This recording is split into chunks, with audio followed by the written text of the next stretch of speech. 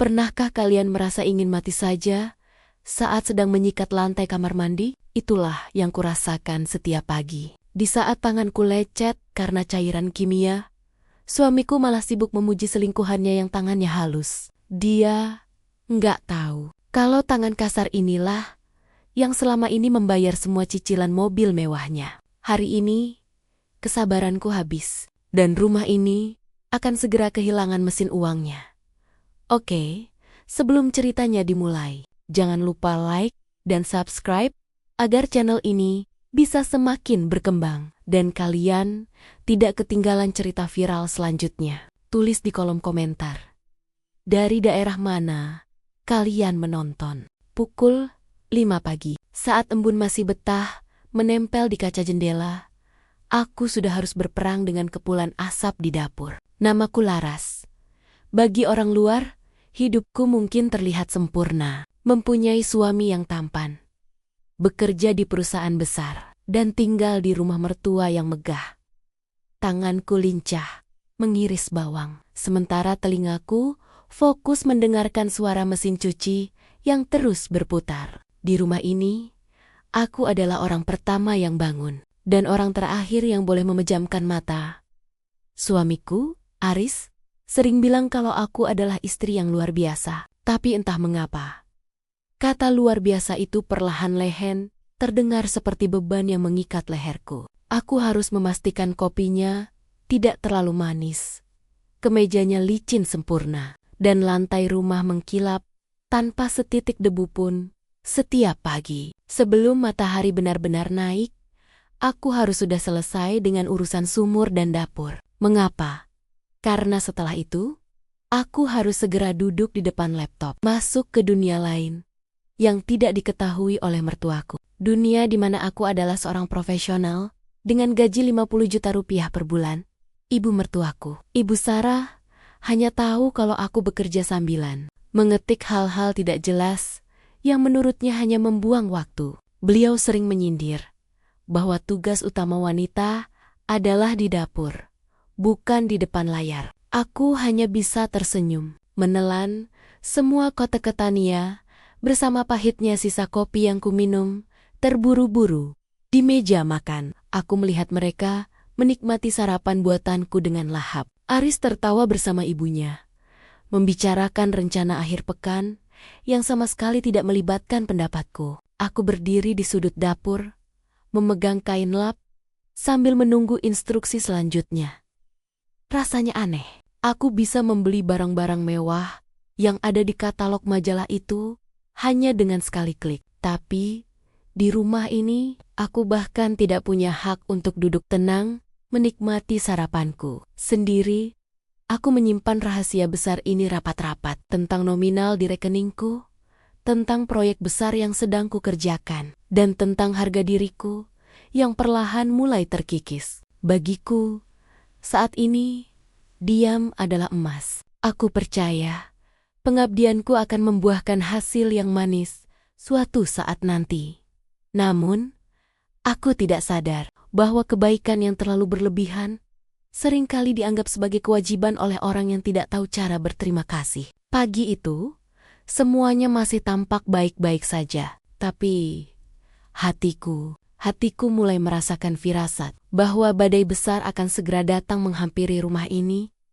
Badai itu datang lebih cepat dari yang kuduga. Tepat saat aku baru saja membuka laptop untuk memulai rapat penting dengan klien dari London. Di layar monitor, aku adalah seorang ahli yang dihormati, wanita yang opininya dihargai ribuan dolar. Namun di balik pintu kamar ini, aku hanyalah menantu yang dianggap malas jika tidak memegang sapu. Suara ketukan pintu yang keras membuyarkan konsentrasiku. Ibu Sarah masuk tanpa permisi, membawa tumpukan baju kotor yang menggunung di pelukannya. Beliau melempar cucian itu ke atas tempat tidurku yang rapi, tepat di samping laptop mahalku yang sedang menyala. Tatapan matanya begitu tajam, seolah sedang melihat pengangguran yang tidak berguna. Beliau bilang, mesin cuci sedang rusak, dan aku harus mencuci semuanya dengan tangan. Padahal, aku sedang memimpin presentasi besar yang bisa menentukan bonus akhir tahunku. Aku hanya bisa tertegun, menatap tumpukan kain itu dengan dada yang sesak. Di telingaku, suara klien melalui earphone sedang memuji hasil kerjaku. Tapi, di hadapanku, mertuaku sedang mengeluh tentang noda di kerah baju anaknya yang menurutnya kurang bersih. Perasaan ini sungguh aneh. Aku punya uang untuk membeli mesin cuci tercanggih di dunia saat ini juga. Bahkan, aku sanggup membayar 10 asisten rumah tangga sekaligus. Tapi aku memilih diam, menunduk, dan mengiyakan perintahnya dengan suara pelan yang hampir hilang. Aku harus berpura-pura kehilangan koneksi internet di depan klienku, mematikan kamera, lalu segera menggulung lengan baju untuk pergi ke kamar mandi belakang. Air dingin mulai menyentuh kulit tanganku yang halus, sementara pikiranku masih melayang pada kode-kode rumit di layar komputer.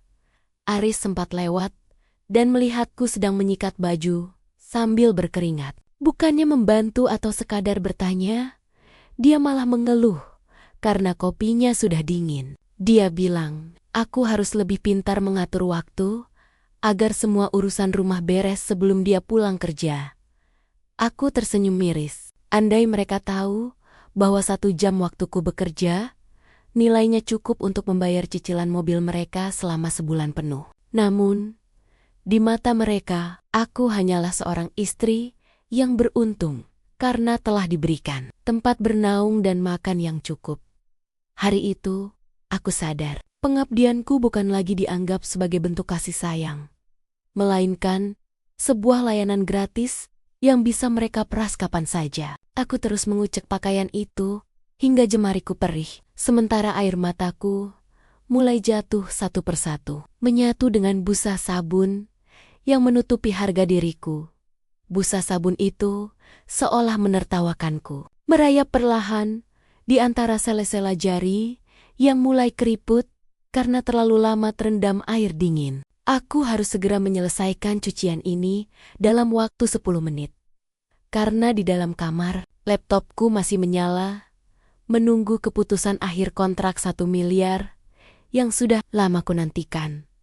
Jantungku berdegup kencang. Telingaku terus menangkap suara notifikasi pesan yang masuk bertubi-tubi dari atasan di luar negeri. Namun tepat di belakangku, Ibu Sarah berdiri tegak dengan tangan di pinggang, memandangi wastafel dapur yang masih penuh dengan piring kotor. Bekas sarapan tadi, beliau mengeluh dengan suara yang sengaja dikeraskan, seolah-olah tumpukan piring itu adalah aib terbesar di keluarga ini. Tanpa peduli bahwa napasku sudah tersengal-sengal, beliau menyuruhku untuk segera beralih ke dapur sebelum semut-semut datang menghampiri sisa makanan.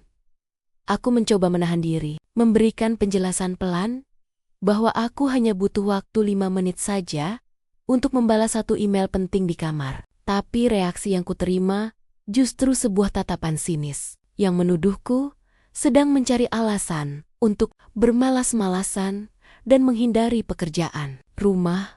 Puncaknya terjadi saat aku nekat berlari kecil menuju kamar hanya untuk menyentuh keyboard laptopku yang hampir masuk ke mode tidur. Belum sempat ujung jariku menekan tombol kirim, tangan Ibu Sarah sudah lebih dulu menyambar kabel daya dan mencabutnya dengan paksa dari dinding layar laptopku. Seketika menghitam, mematikan semua harapan dan kerja keras yang telah kususun selama berbulan-bulan tanpa henti. Rasanya seperti ada petir yang menyambar tepat di ulu hatiku, menyisakan sesak yang luar biasa hingga aku sulit untuk sekadar menarik napas. Aku terpaku menatap layar gelap itu, membayangkan wajah kecewa klienku yang mengira aku telah memutuskan sambungan secara sepihak dan tidak profesional. Sementara itu, Ibu Sarah hanya melempar kabel itu ke lantai dan memerintahkanku untuk kembali ke dapur tanpa rasa bersalah sedikit pun. Aris yang mendengar keributan itu dari ruang tengah hanya melongok sebentar, lalu kembali fokus pada ponselnya tanpa bertanya apa yang sebenarnya terjadi. Baginya, konflik antara aku dan ibunya hanyalah bumbu rumah tangga biasa yang tidak perlu ia campuri, apalagi dibela. Aku berdiri di tengah kamar yang terasa semakin sempit, mengepalkan tangan hingga kuku-kukuku memutih menahan amarah yang mulai membuncah. Kontrak besar itu mungkin sudah melayang, dan harga diriku sebagai seorang profesional kini benar-benar berada di titik terendah. Titik terendah itu akhirnya benar-benar kurasakan saat jemariku bergetar hebat, mencoba menyalakan kembali laptop yang baru saja diputus paksa dayanya oleh Ibu Sarah. Layar itu kembali menyala, namun sebuah email masuk dengan subjek bertuliskan pembatalan kerjasama. Langsung menghantam dadaku seperti godam besar yang sangat berat. Kontrak 1 miliar itu melayang begitu saja, hanya karena aku dianggap tidak responsif di saat paling krusial bagi perusahaan. Atasanku di London mengirimkan pesan singkat yang isinya sangat dingin, menyatakan bahwa profesionalisme tidak bisa ditukar dengan alasan apapun. Aku terduduk lemas di lantai kamar, menatap kosong ke arah kabel yang masih tergeletak mengenaskan di dekat kakiku. Sementara itu, dari arah dapur, suara denting piring yang sengaja diadu terdengar sangat nyaring, seolah Ibu Sarah sedang merayakan kemenangannya atasku. Aris masuk ke kamar dengan wajah tanpa dosa. Dia melangkah melewati laptopku yang masih terbuka dan mengeluh bahwa aroma masakan hari ini kurang menggugah selera. Dia sama sekali tidak melihat mataku yang sembab atau bahuku yang gemetar, menahan amarah yang hampir meledak keluar. Rasanya sungguh menyakitkan. Pria yang kucintai ini justru menjadi penonton setia saat ibunya perlahan-lahan menghancurkan masa depanku. Aris hanya berkata bahwa aku jangan terlalu serius dengan pekerjaan sambilan itu, karena toh dia sudah memberikan uang belanja yang menurutnya sudah lebih dari cukup. Padahal dia tidak tahu, uang belanja darinya bahkan tidak sampai 10% dari gaji bulananku yang selama ini diam-diam kugunakan untuk membayar cicilan mobil dan asuransinya. Aku tersenyum pahit di dalam hati, menyadari betapa butanya suamiku terhadap pengorbanan yang kulakukan selama ini. Sore itu, aku kembali ke dapur dengan langkah kaki yang terasa sangat berat, memenuhi perintah Ibu Sarah untuk membersihkan sisa lemak yang menempel di wastafel. Setiap gosokan sabun yang kulakukan terasa seperti sedang mengubur impian-impian besar yang dulu sempat kurangkai dengan sangat indah. Aku mulai bertanya-tanya pada diriku sendiri. Sampai kapan aku harus menjadi tameng bagi ego mereka yang setinggi langit? Apakah pengabdian seorang istri memang harus dibayar dengan hilangnya jati diri dan harga diri sebagai seorang manusia berdaya? Firasat buruk yang kurasakan beberapa hari lalu kini telah menjadi kenyataan yang sangat pahit untuk ditelan. Aku telah kehilangan pencapaian terbesarku dalam satu kedipan mata saja. Namun di balik rasa sedih ini, sebuah api kecil mulai menyala di sudut hatiku. Api yang menuntut keadilan bagi diriku sendiri. Api keadilan itu mulai membakar sisa-sisa kesabaranku yang sudah hampir habis tak berbekas. Membuatku tidak lagi bisa menatap wajah Aris dan Ibu Sarah dengan ketulusan yang sama seperti dulu. Malam itu, saat seluruh penghuni rumah sudah terlelap dalam mimpi mereka yang nyaman, aku justru duduk tegak di kegelapan kamar sambil menatap layar ponselku yang berpijar redup. Aku mulai membuka situs jual beli properti, mencari sebuah hunian yang jauh dari jangkauan tangan dingin mertuaku dan ketidakpedulian suamiku sendiri. Sebuah apartemen mewah di pusat kota menjadi sasaranku, tempat di mana aku bisa bekerja dengan tenang tanpa perlu takut kabel dayaku dicabut paksa. Di tengah jalan, jemariku menari lincah di atas layar, menghitung sisa tabunganku yang selama ini kusisihkan dengan sangat rapi tanpa sepengetahuan siapapun di rumah ini. Angka di saldo rekeningku masih sangat besar, cukup untuk membayar uang muka sebuah unit apartemen yang luas, tanpa perlu meminta bantuan 1 rupiah pun dari Aris. Aku menetapkan sebuah janji pada diriku sendiri, bahwa dalam waktu 3 bulan ke depan, aku harus memiliki kunci rumah itu di tanganku sebagai tiket kebebasan. Aku tidak akan lagi menjadi menantu yang bisa disuruh-suruh sesuka hati, atau istri yang dianggap hanya menumpang hidup di atas keringat suaminya. Namun tantangannya sangat berat, karena aku harus tetap terlihat seperti babu yang penurut di mata Ibu Sarah. Agar rencana besarku ini tidak terendus sedikit pun oleh mereka, aku harus tetap bangun jam 3 pagi untuk mengerjakan proyek baru dari klien lain. Lalu jam 6 pagi sudah harus menyentuh cucian piring yang kotor. Tidurku kini hanya 2 jam dalam sehari. Mataku mulai menghitam dan tubuhku terasa semakin ringkih karena kelelahan yang luar biasa hebatnya. Seringkali saat sedang mengepel lantai, kepalaku terasa berputar hebat dan pandanganku mendadak kabur karena kurangnya istirahat yang cukup. Aris pernah memergokiku sedang menyeka keringat di dahi dengan punggung tangan yang gemetar. Tapi dia hanya bergumam bahwa aku kelihatan sedikit pucat dan menyarankanku untuk minum jamu agar tetap kuat mengurus rumah. Tidak ada pelukan hangat, tidak ada tawaran bantuan, apalagi rasa khawatir yang tulus dari seorang pria yang dulunya berjanji akan menjagaku seumur hidup.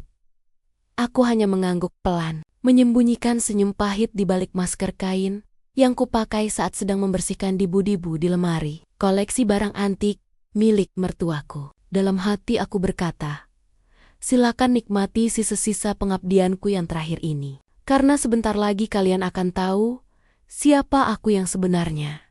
Setiap tetes keringat yang jatuh ke lantai, kini kurasakan sebagai investasi untuk kemerdekaanku. Sebuah harga yang harus kubayar mahal demi harga diri yang sempat mereka injek-injek tanpa ampun. Rencana ini sudah berjalan, dan tidak ada satupun orang di dunia ini yang boleh menghentikannya. Termasuk pria yang saat ini masih kusebut sebagai suamiku. Pria yang saat ini masih kusebut sebagai suamiku itu benar-benar tidak pernah tahu bahwa setiap kali dia menuntut kenyamanan di rumah ini, ada harga mahal yang harus kubayar dengan sisa tenagaku. Rintangan terberat bukan hanya rasa kantuk yang luar biasa karena bekerja hingga fajar menyapa, tapi juga tuntutan Ibu Sarah yang semakin hari semakin tidak masuk akal.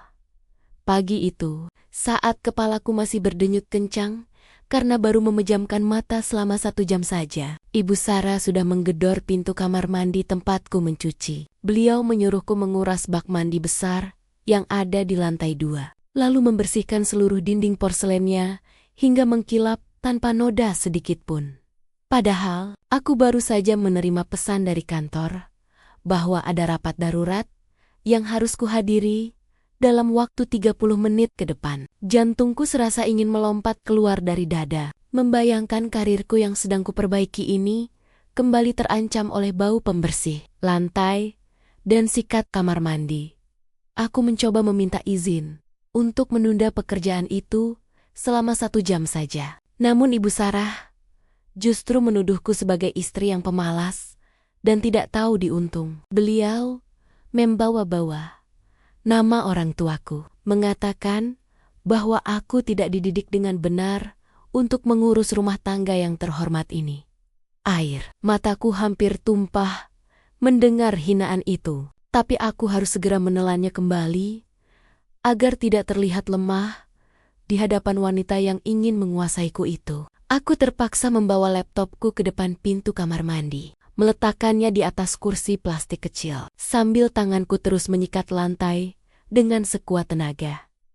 Suara atasan di kantorku terdengar melalui earphone yang kusembunyikan di balik rambut, sementara tanganku terasa mulai lecet dan perih, terkena cairan kimia pembersih yang sangat tajam. Bau karbol yang menyengat bercampur dengan keringat dingin yang mengucur deras di punggungku, menciptakan rasa mual yang luar biasa hebat. Aris yang kebetulan lewat hanya berkomentar bahwa aku harus lebih rajin memakai lotion agar tanganku tidak kasar saat dia menggenggamnya nanti malam. Komentarnya itu terasa seperti sembilu yang menyayat hati. Betapa dia hanya peduli pada estetika kulitku tanpa pernah peduli pada rasa sakit yang kurasakan untuk melayaninya.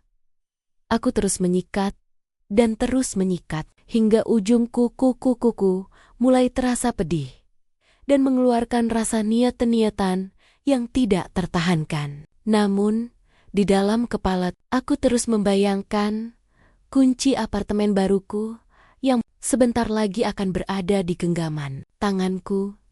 Sebagai penebus semua rasa sakit ini, setiap inci keramik yang kubersihkan hari ini adalah langkah menuju kemerdekaanku yang sesungguhnya. Meskipun tubuhku mulai menjerit, meminta istirahat yang tidak pernah kudapatkan, aku tidak akan menyerah sekarang, karena aku tahu bahwa kehancuran mereka justru dimulai saat aku memutuskan untuk berhenti menjadi budak di rumah ini.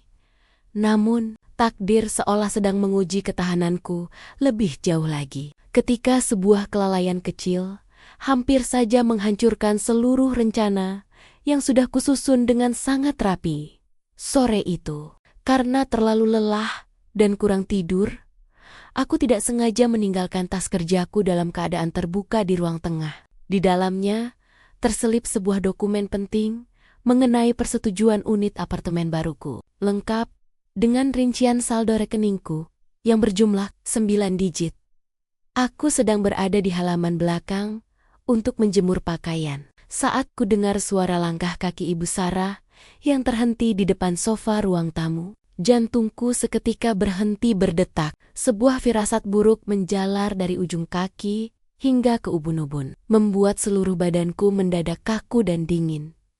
Aku berlari kecil menuju ruang tengah dengan napas yang memburu. Namun semuanya sudah terlambat, karena Ibu Sarah sudah memegang lembaran kertas itu dengan tangan gemetar. Matanya yang tajam menatapku dengan tatapan yang sulit diartikan. Campuran antara rasa tidak percaya, kemarahan, dan juga ketamakan yang mulai terlihat jelas di wajahnya. Beliau mulai menudingkan kertas itu tepat di depan mataku. Menuduhku sebagai istri yang licik karena menyembunyikan uang sebanyak itu dari suamiku sendiri. Suaranya yang melengking menarik perhatian Aris yang baru saja pulang kerja, membuat suasana di ruangan itu mendadak menjadi sangat mencekam dan menyesakkan dada. Aris mengambil dokumen itu dari tangan ibunya. Dia membaca setiap baris angka yang tertera di sana dengan wajah yang perlahan memerah karena rasa malu sekaligus murka. Pria itu menatapku seolah aku adalah seorang pengkhianat besar, hanya karena aku mempunyai penghasilan berkali lipat lebih banyak daripada gajinya sebagai seorang manajer. Bukannya merasa bangga atau bersyukur, Aris justru merasa harga dirinya sebagai kepala rumah tangga telah aku injak-injek dengan kesuksesanku yang diam-diam ini. Dia melempar kertas itu ke meja makan, lalu menuntut agar aku segera membatalkan pembelian apartemen tersebut dan menyerahkan seluruh kendali tabunganku kepadanya. Ibu Sarah pun tidak tinggal diam. Beliau mulai mengoceh tentang aturan keluarga besar mereka, di mana semua aset menantu harus diketahui dan dikelola oleh mertua demi kebaikan bersama. Mereka berdua mengerumuniku, menekanku dengan kata-kata tentang kewajiban seorang istri yang harus patuh dan tidak boleh memiliki rahasia apapun dari keluarga. Aku berdiri di sana sendirian, di tengah kepungan orang-orang yang selama ini kumanjakan dengan tenagaku, namun kini justru ingin merampas hasil keringatku juga. Ruang tamu yang megah ini mendadak terasa seperti penjara yang sedang bersiap untuk menelan jiwaku bulat-bulat, meninggalkan aku dengan satu pilihan yang sangat menyakitkan untuk diambil. Karena di hadapanku, dua orang yang paling kuhargai kini menunjukkan wajah asli yang belum pernah kulihat sebelumnya. Aris terus mondar-mondir di depanku dengan napas yang memburu, sementara Ibu Sarah mulai mengeluarkan jurus air mata buatannya, menyebutku sebagai menantu yang tidak tahu balas budi. Setelah semua tumpangan yang mereka berikan, mereka mulai menyusun rencana gila untuk uangku. Ibu Sarah sudah menghitung biaya renovasi rumah dan daftar keinginan pribadinya yang sangat panjang. Sedangkan Aris, pria yang dulu kupuja itu, tanpa malu memintaku membatalkan unit apartemenku agar dia bisa mengganti mobilnya dengan model keluaran terbaru yang lebih bergengsi. Rasanya seperti ada tangan tak kasat mata yang mencekik leherku, mendengar bagaimana mereka membagi-bagi hasil kerja kerasku seolah itu adalah harta warisan yang jatuh dari langit. Tidak ada satupun kata maaf atas kabel laptop yang dicabut, atau ucapan terima kasih atas ribuan piring yang sudah kucuci hingga tanganku kasar dan mengelupas. Tekanan itu semakin menjadi-jadi saat Aris mulai mengancam akan memberitahukan hal ini kepada orang tuaku. Dia tahu bahwa orang tuaku adalah tipe orang yang sangat menjunjung tinggi kepatuhan istri terhadap suami. Dia menggunakan rasa takutku sebagai senjata untuk melumpuhkan logikaku, memaksaku untuk segera mentransfer seluruh saldo tabunganku ke rekening pribadinya. Malam itu juga, aku hanya bisa terdiam dengan tubuh yang gemetar hebat, menatap dua orang yang selama ini kulayani dengan sepenuh hati, namun kini justru bertindak seperti perampok di rumah sendiri. Harga diriku yang sempat coba kubangun kembali, kini terasa hancur berkeping-keping di bawah kaki mereka yang begitu egois. Ibu Sarah bahkan sudah menyiapkan sebuah buku catatan kecil, menyuruhku merinci setiap pemasukan yang kuterima setiap bulan, agar tidak ada 1 rupiah pun yang terlewat dari pengawasannya. Beliau bilang, ini adalah cara agar aku tetap menjadi istri yang solihah. Istri yang tidak menyimpan harta tersembunyi, yang bisa menjerumuskanku ke dalam dosa kesombongan. Malam itu rumah ini terasa begitu dingin. Lebih dingin dari air yang kugunakan untuk mengepel lantai setiap pagi. Aku menatap keluar jendela, ke arah kegelapan malam yang pekat, menyadari bahwa tidak ada lagi tempat bagiku di hati mereka, kecuali sebagai mesin uang yang bisa mereka peras hingga kering. Di tengah kepungan kota-kota mereka yang menyakitkan, aku mulai menyadari bahwa kesabaranku selama ini bukan lagi sebuah kebaikan, melainkan sebuah kebodohan yang sangat nyata. Aku harus segera mengambil keputusan, sebuah langkah ekstrem yang mungkin akan menghancurkan pernikahan ini, namun akan menyelamatkan sisa jiwaku yang masih tersisa.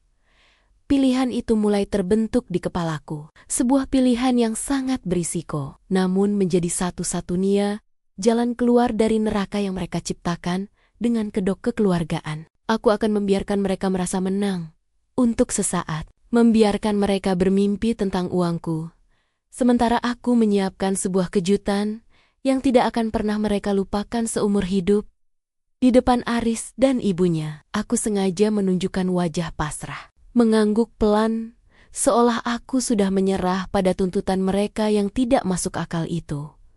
Aku melihat binar keserakahan di mata Ibu Sarah saat aku berpura-pura sedang memproses transfer uang yang mereka minta, padahal yang kulakukan sebenarnya adalah memindahkan seluruh asetku ke rekening luar negeri yang tidak bisa mereka sentuh sama sekali. Aku hanya menyisakan saldo minimal di rekening lokal, hanya cukup untuk menunjukkan bahwa aku masih memiliki uang, namun tidak sebanyak yang mereka bayangkan sebelumnya.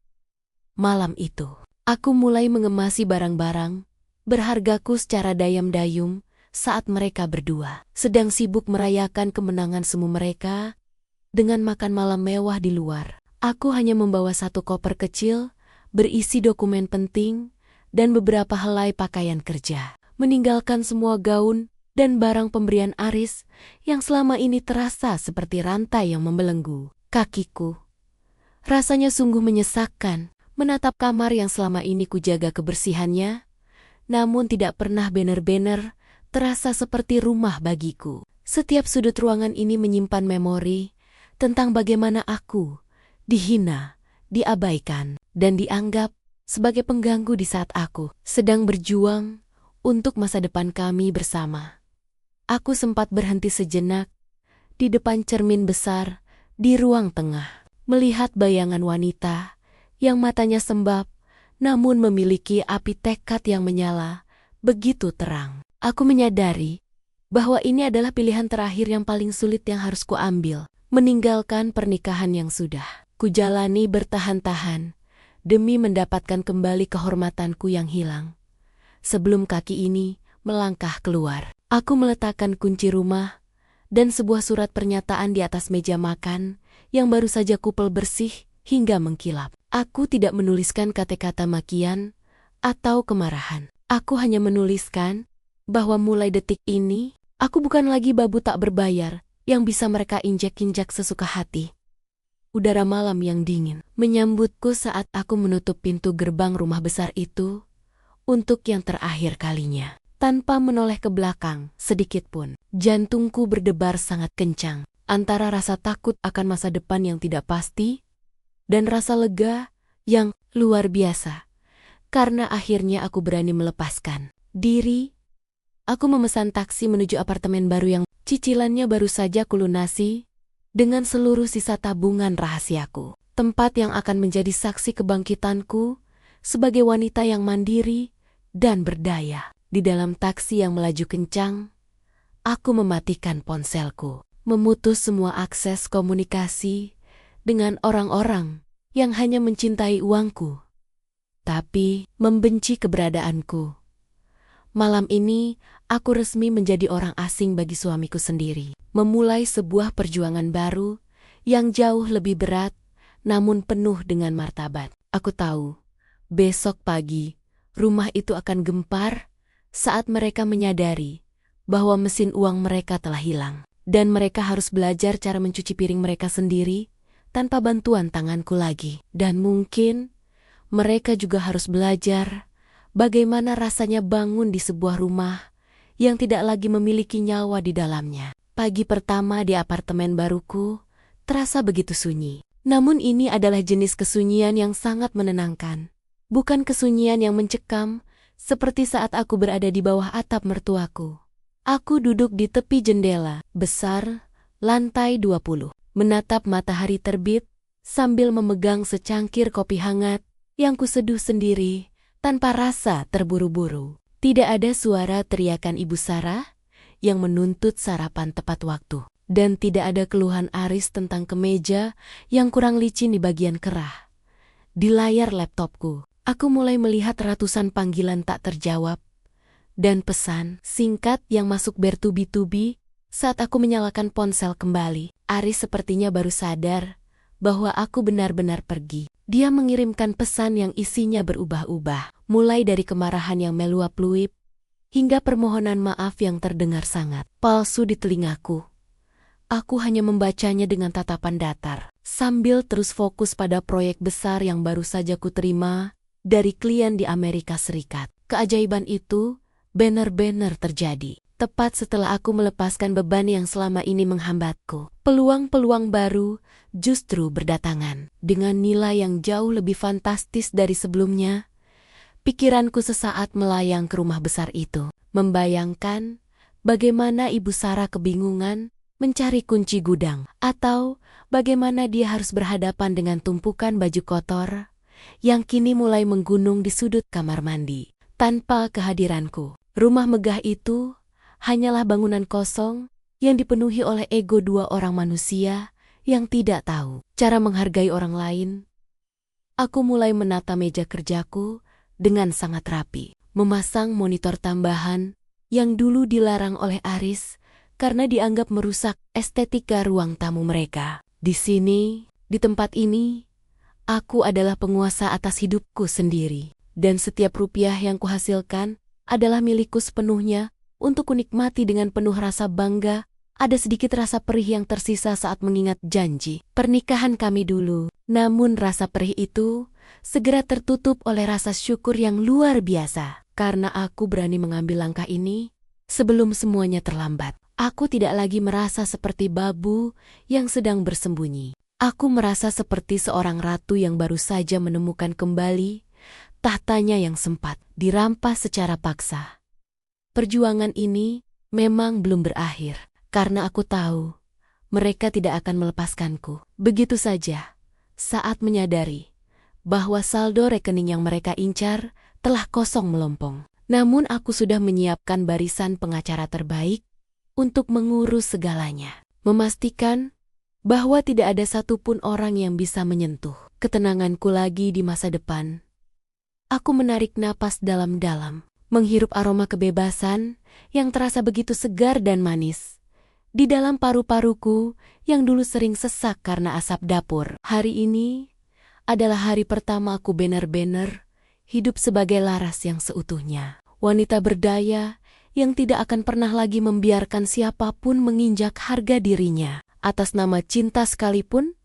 kini hanya bisa mengamati dari kejauhan. Bagaimana rumah tangga yang dulu kubangun dengan air mata itu perlahan mulai hancur berantakan. Kabar mulai sampai ke telingaku melalui kerabat jauh tentang bagaimana Ibu Sarah kini harus kelabakan mengurus rumah seluas itu sendirian, tanpa ada satupun orang yang bisa ia suruh-suruh. Lagi, Aris yang selama ini terbiasa hidup enak tanpa perlu tahu berapa harga beras atau tagihan listrik, kini mulai panik saat menyadari bahwa biaya hidup di rumah megah itu ternyata sangat besar. Selama ini, akulah yang diam-diam menutupi semua kekurangan biaya operasional rumah tangga mereka menggunakan gaji 50 jutaku. Sementara Aris hanya tahu memakai uangnya untuk kesenangan pribadi, tanpa aliran dana dariku. Kartu kredit Aris mulai mencapai batas limitnya dalam waktu kurang dari sebulan. Dan tumpukan tagihan asuransi yang biasanya kubayar tepat waktu, kini mulai datang dengan tanda peringatan berwarna merah. Dia baru menyadari bahwa selama ini dia tidak benar-benar kaya. Dia hanya terlihat kaya karena ada aku yang menjadi pondasi kuat di balik layar yang tidak pernah dia hargai. Ibu Sarah pun mulai mencoba mencari asisten rumah tangga yang baru. Namun, anehnya, tidak ada satupun orang yang betah bekerja di sana lebih dari 2 hari karena sikap beliau yang terlalu menuntut dan kasar. Mereka baru merasakan betapa berharganya kesabaranku selama bertahun-tahun ini. Kesabaran yang mereka anggap sebagai kelemahan, ternyata adalah berkah yang menjaga martabat keluarga mereka tetap tegak. Suatu sore, Aris mencoba menungguku di lobi kantor lama, tempat aku sesekali berkunjung. Dengan wajah yang terlihat sangat kusam dan pakaian yang tidak lagi serapi biasanya. Dia tidak lagi memaki atau mengancam, melainkan menatapku dengan tatapan memelas, mencoba mengingatkanku pada kenangan manis masa lalu, agar aku mau kembali dan membereskan kekacauan yang dia buat. Aku hanya melewatinya dengan langkah tegap, tanpa ada niat sedikit pun untuk berhenti, atau sekadar menoleh untuk menyapa pria yang kini terlihat seperti orang asing bagiku. Tidak ada lagi rasa iba di hatiku, karena setiap kali aku melihat wajahnya, yang teringat hanyalah luka lecet di tanganku akibat cairan kimia dan rasa sakit saat kabel laptopku dicabut dengan kasar. Ponselku kembali bergetar. Kali ini ada pesan dari bank yang memberitahukan bahwa cicilan mobil mewah yang biasa dipakai Aris mulai menunggak dan akan segera ditarik jika tidak ada pembayaran. Aku hanya tersenyum tipis sambil menyesap teh hijauku di kafe mewah, menyadari bahwa tanpa diriku, mereka hanyalah orang-orang biasa yang hidup di atas ekspektasi yang terlalu tinggi.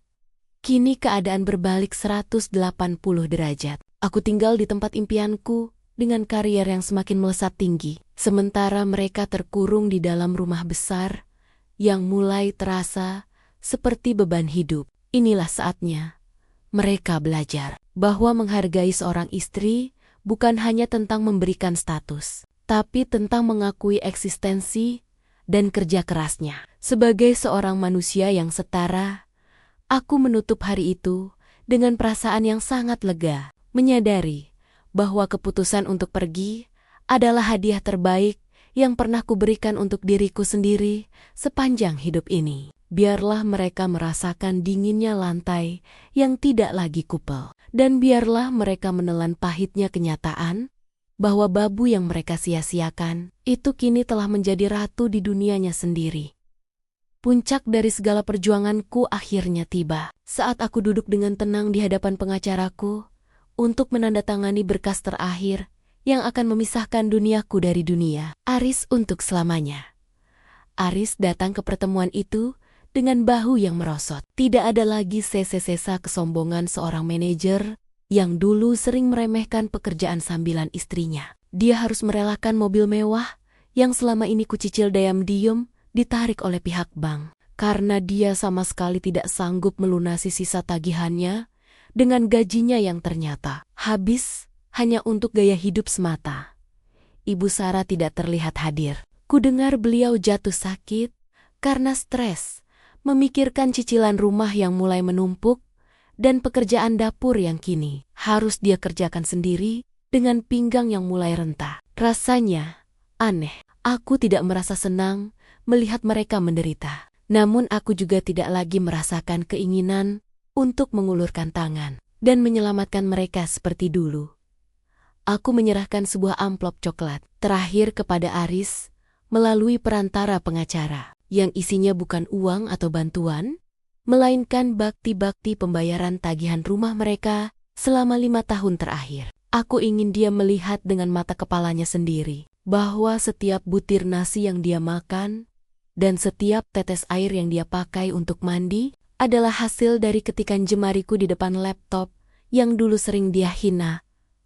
Wajah Aris berubah pucat pasi saat melihat total nominal yang sudah kukeluarkan demi menjaga kehormatan keluarganya. Dia tampak terguncang menyadari bahwa selama ini dia hidup sebagai benalu di atas keringat istri yang dia perlakukan seperti pembantu. Penyesalan itu datang terlambat, sangat terlambat, hingga tidak ada lagi ruang baginya untuk sekadar meminta kesempatan kedua di dalam hatiku.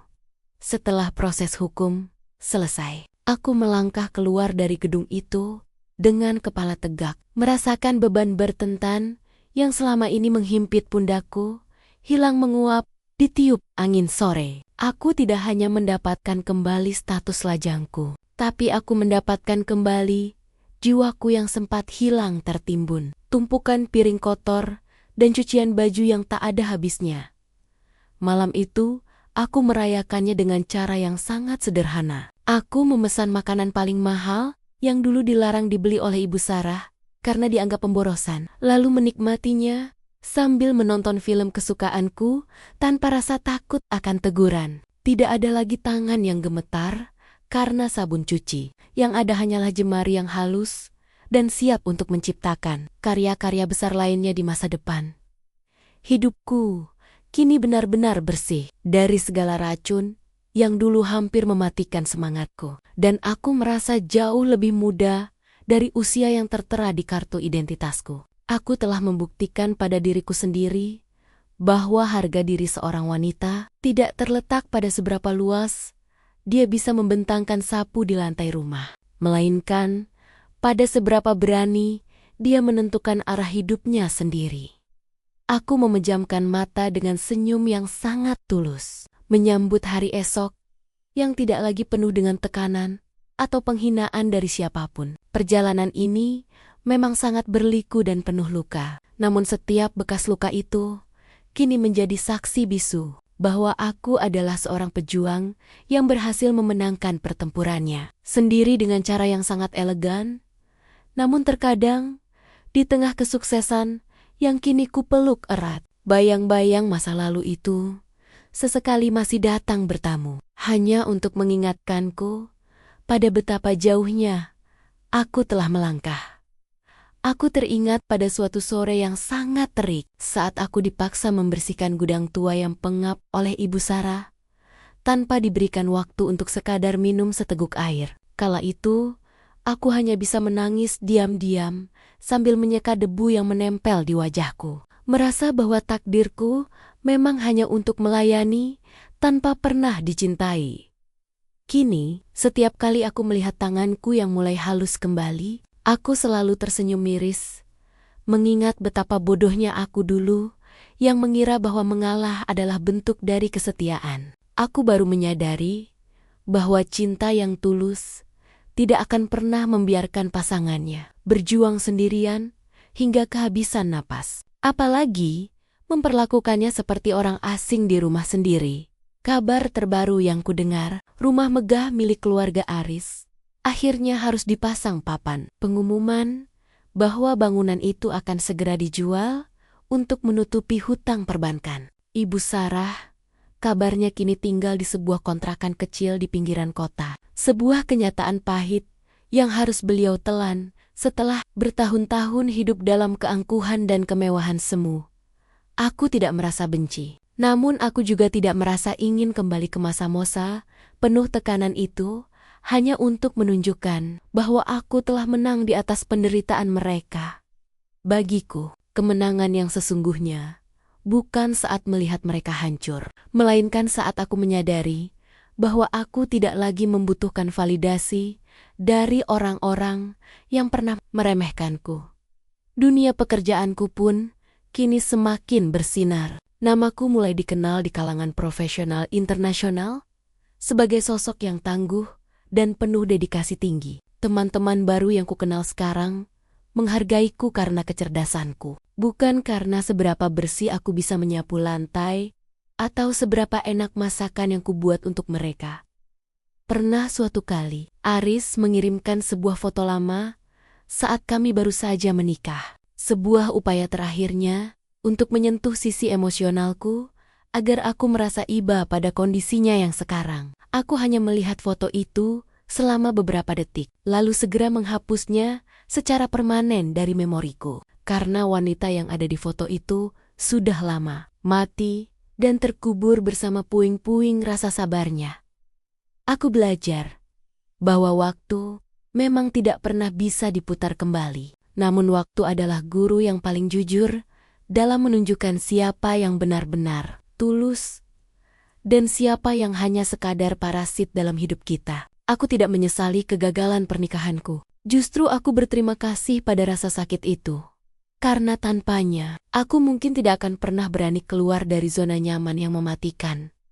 Kini aku berdiri di balkon apartemenku, memandangi lampu-lampu kota yang berkelap-kelip seperti berlian yang jatuh dari langit malam. Di tempat yang setinggi ini, aku akhirnya bisa bernapas dengan lega, tanpa ada beban yang menindih dadaku lagi. Menikmati setiap detik kehidupan yang kini sepenuhnya berada di bawah kendaliku. Kesunyian malam di apartemen ini seolah membisikkan sebuah kebenaran yang dulu selalu kutolak, bahwa pengabdian tanpa batas hanya akan melahirkan ketidakadilan yang juga tanpa batas. Aku teringat betapa seringnya aku menggunakan kata ikhlas sebagai alasan untuk tetap bertahan dalam perlakuan yang tidak manusiawi. Padahal saat itu, aku hanya sedang membohongi diriku sendiri karena takut akan kesendirian. Aku mengira bahwa dengan menjadi babu yang sempurna, suatu saat mertuaku akan luluh dan suamiku akan kembali memandangku sebagai wanita yang dia cintai dengan penuh rasa bangga. Namun kenyataan memberiku pelajaran yang sangat mahal, bahwa rasa hormat tidak pernah datang dari mereka yang terbiasa menerima segalanya secara cuma-cuma. Semakin aku merendahkan diriku untuk melayani ego mereka, semakin rendah pula nilai diriku di mata mereka, hingga aku dianggap tidak lebih dari sekadar perabot rumah tangga yang tidak memiliki perasaan. Sekarang aku menyadari bahwa menjadi istri yang baik bukan berarti harus kehilangan akal sehat dan membiarkan martabat kita diinjak-injak sampai hancur tak berbekas. Seorang istri adalah rekan sejajar, seorang pendamping yang harusnya diajak berdiskusi tentang masa depan, bukan hanya diletakkan di dapur untuk mengurusi piring-piring kotor yang tak pernah habis. Aku melihat kembali jari-jariku yang kini sering menyentuh papan tik untuk menghasilkan karya-karya besar. Jemari yang dulunya selalu berbau bawang dan sabun cuci, kini menjadi simbol kekuatan dan kemandirianku. Aku telah membuktikan bahwa kemampuanku tidak terbatas pada dinding dapur yang sempit. Tapi aku bisa menaklukkan dunia jika aku memberikan kesempatan pada diriku sendiri untuk terus tumbuh. Ada rasa syukur yang mendalam menyelinap di antara rasa perih yang masih tersisa di sudut hati. Syukur karena aku diberikan keberanian untuk memutus lingkaran setan yang hampir merenggut masa depanku. Aku tidak lagi merasa butuh untuk memamerkan kesuksesanku kepada Aris atau ibunya. Karena bagiku, kedamaian batin yang kurasakan saat ini adalah balasan yang jauh lebih dari cukup. Banyak orang bilang bahwa wanita harus bersabar dalam menghadapi ujian rumah tangga. Tapi kini aku tahu, ada garis tegas yang memisahkan antara kesabaran dan kebodohan. Jika sabar itu justru membuat kita kehilangan jati diri dan kesehatan mental, maka itu bukanlah ujian yang harus dijalani, melainkan peringatan dari Tuhan agar kita segera menyelamatkan diri. Aku tersenyum tipis sambil menatap bayanganku di kaca jendela yang gelap, melihat seorang wanita baru yang tidak lagi bisa dijatuhkan hanya dengan kata-kata sindiran atau ancaman kosong. Aku telah melewati badai yang paling hebat dalam hidupku, dan aku keluar sebagai pemenang yang tidak hanya kaya secara materi, tapi juga kaya akan harga diri. Kini, setiap kali aku melangkah masuk ke dalam rumahku sendiri yang penuh dengan ketenangan ini, aku selalu teringat bahwa kemewahan yang sesungguhnya bukanlah tentang furnitur yang mahal atau luasnya ruangan. Kemewahan yang sesungguhnya adalah ketika aku memiliki hak penuh atas waktuku, atas tenagaku, dan atas setiap keputusan yang kuambil tanpa perlu merasa takut akan tatapan sinis orang lain. Aku tidak lagi harus menyembunyikan laptopku di bawah tumpukan baju kotor, dan aku tidak lagi harus mematikan kamera rapat pentingku hanya karena ada piring yang belum dicuci di dapur. Kisahku mungkin terdengar seperti drama yang sering orang-orang tonton di layar televisi. Namun bagiku, ini adalah perjuangan nyata untuk merebut kembali napas yang sempat tertahan selama bertahun-tahun. Aku ingin setiap wanita di luar sana tahu bahwa menjadi istri yang berbakti tidak sama dengan menjadi budak yang kehilangan harga diri. Pernikahan harusnya menjadi tempat di mana dua orang saling menguatkan, bukan tempat di mana salah satunya dipaksa untuk menghilang dan tidak dianggap keberadaannya. Jangan pernah takut untuk menunjukkan bahwa kamu berdaya.